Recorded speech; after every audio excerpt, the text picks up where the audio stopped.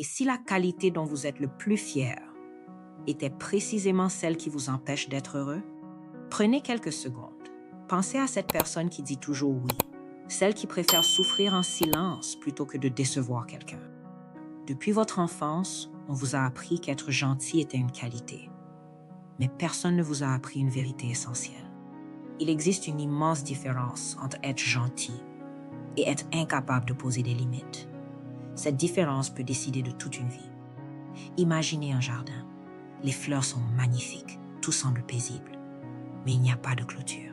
Alors les passants entrent. Certains cueillent des roses, d'autres piétinent les fleurs, et le jardin reste là, abîmé. Le problème, c'était l'absence de limites. Votre esprit fonctionne de la même manière. Si vous ouvrez toujours votre porte, certains entrent avec leurs chaussures sales. La manipulation ne commence jamais par une menace. Elle commence souvent par une habitude, une petite faveur, puis une autre.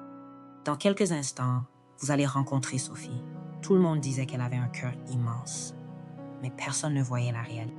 Le jour où sa vie s'est effondrée, elle a découvert une vérité douloureuse.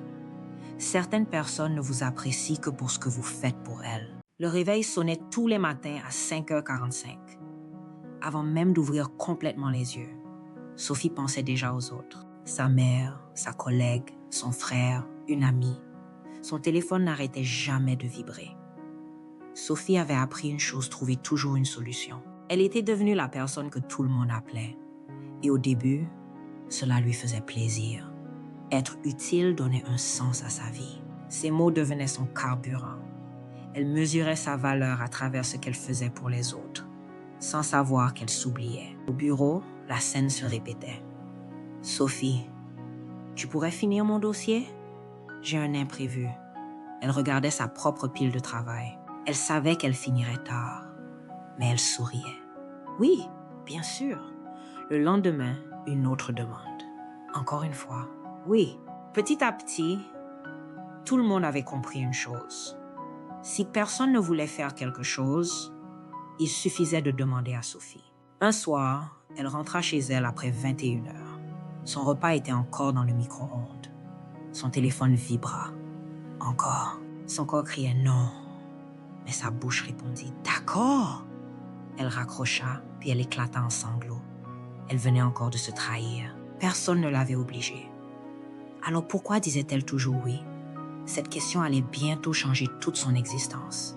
Quelques jours plus tard, elle déjeuna avec une amie.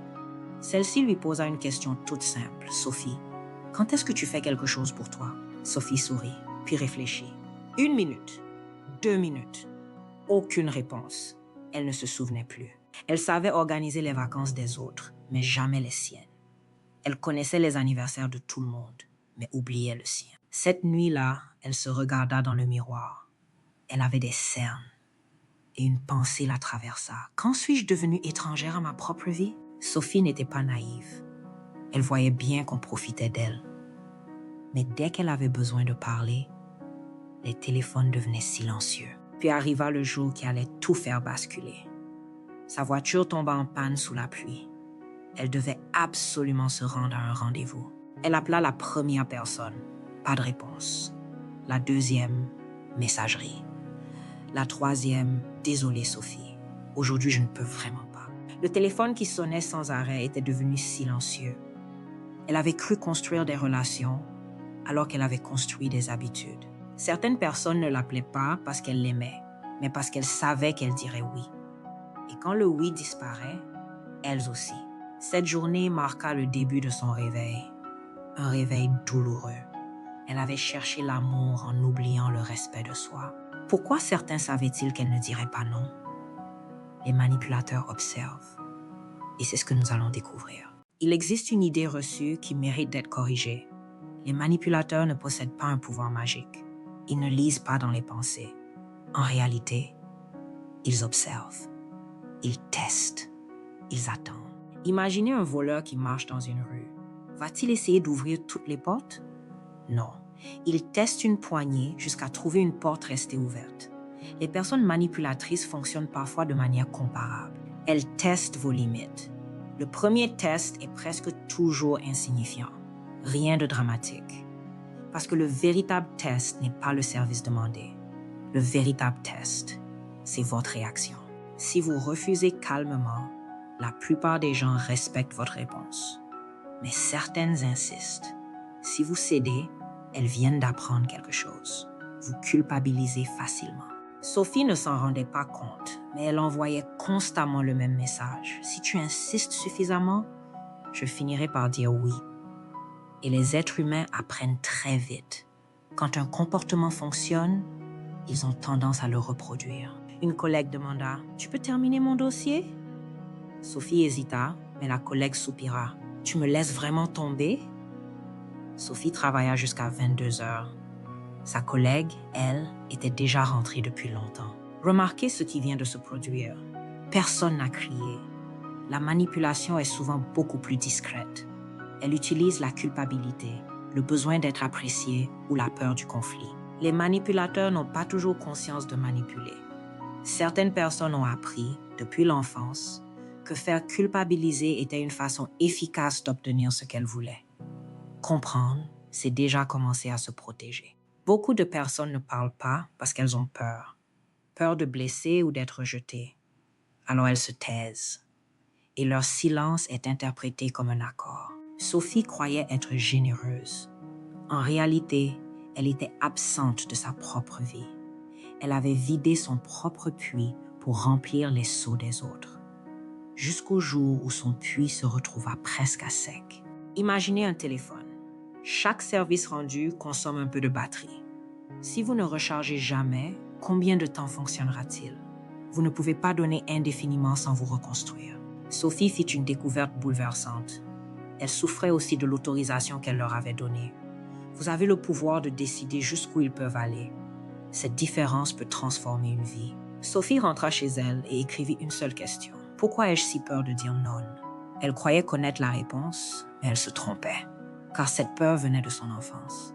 Les manipulateurs ne contrôlent pas votre vie. Ils découvrent les portes que vous n'avez pas appris à fermer. La première personne qui doit apprendre à vous protéger, c'est vous-même.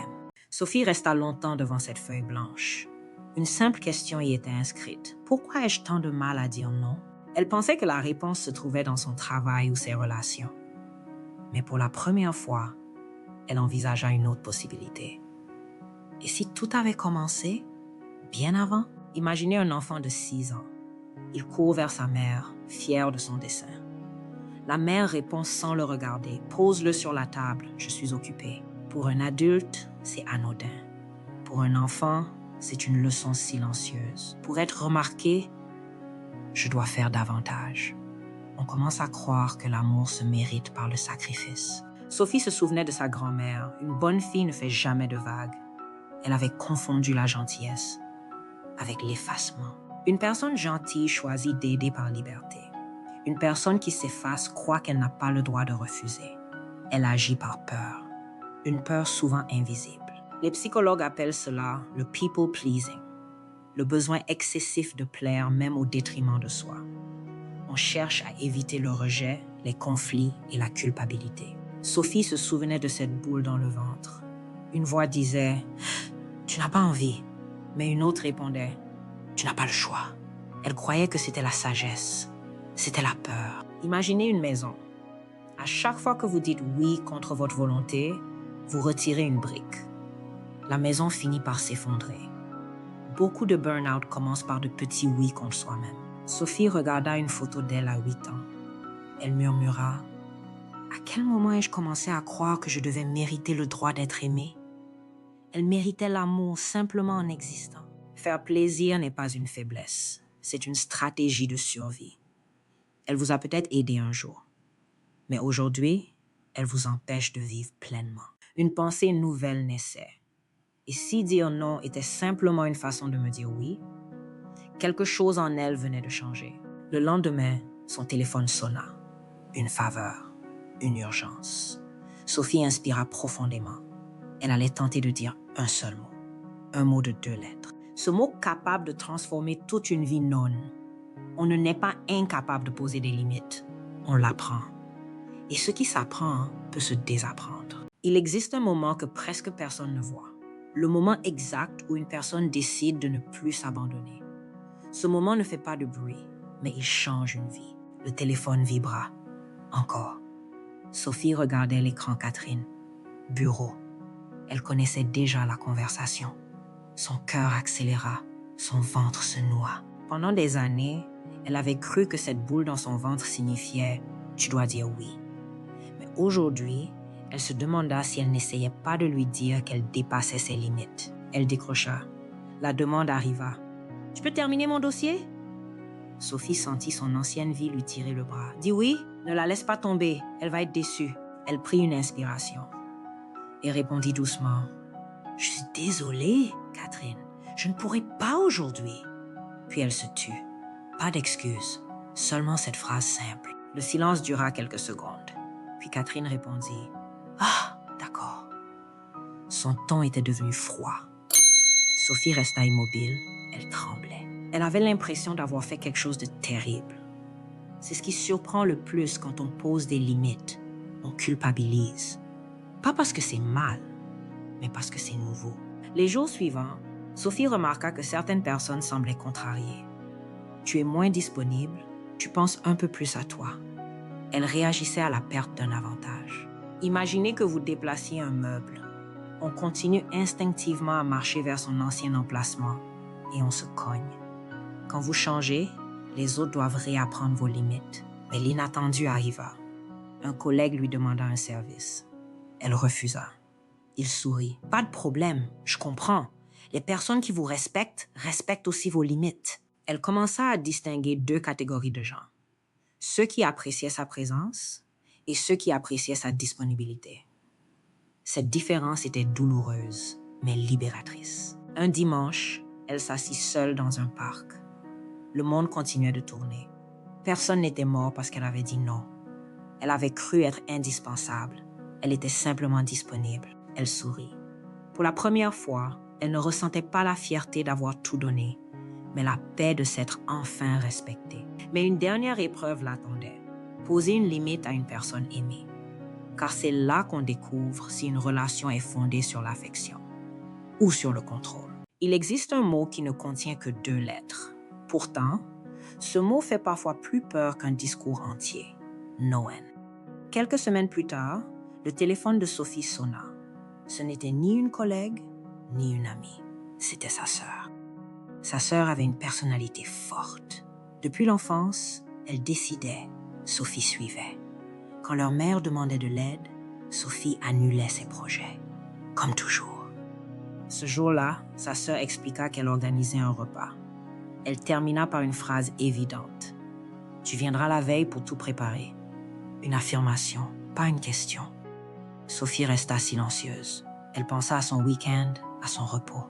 Puis, elle répondit calmement. « Je viendrai dimanche, mais je ne pourrai pas venir la veille. » Un silence, long, très long. Puis une voix froide. « Je ne te reconnais plus. Avant, tu étais toujours là.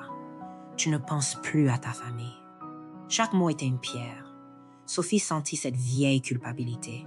Cette petite fille qui avait peur de décevoir était toujours là, à l'intérieur. Elle eut envie de s'excuser, puis elle se rappela. Si je me trahis pour préserver une relation, qui suis-je en train de protéger? La relation ou la peur? Elle inspira profondément et répondit avec douceur, « Je t'aime. Mais cette fois, je respecte aussi ce dont j'ai besoin. » Sa sœur raccrocha. Le silence s'installa. Ce silence fit souffrir Sophie. Elle pleura, elle douta. Puis, sa sœur rappela. Sa voix était calme. « D'accord, on s'organisera autrement. Une victoire extraordinaire. » Sophie comprit, elle avait entretenu une habitude, pas la paix. Lorsqu'elle changea cette habitude, les autres furent obligés de changer aussi. La vérité éclatait enfin. Toutes les relations ne survivent pas aux limites. Certains s'éloignent par intérêt, d'autres restent par amour. La différence n'apparaît que quand vous commencez à vous respecter. Sophie regarda son reflet. Elle voyait une femme libre. Libre de choisir, de refuser, d'exister sans mériter sa place. Elle comprenait enfin la véritable gentillesse. Écoutez attentivement. Ceux qui vous aiment respecteront vos limites. Ceux qui vous utilisent vous convaincront qu'elles sont le problème. Ne confondez jamais culpabilité et vérité. La véritable gentillesse ne consiste pas à tout accepter. Elle consiste à donner sans s'oublier, à aimer sans se sacrifier, à tendre la main sans perdre la vôtre. Si vous avez aimé ce récit, soutenez notre travail en vous abonnant, en likant et en partageant la page Voix RS6. Dites-nous aussi en commentaire d'où vous nous regardez. Votre soutien est précieux pour la chaîne. Merci de nous avoir suivis et à très bientôt.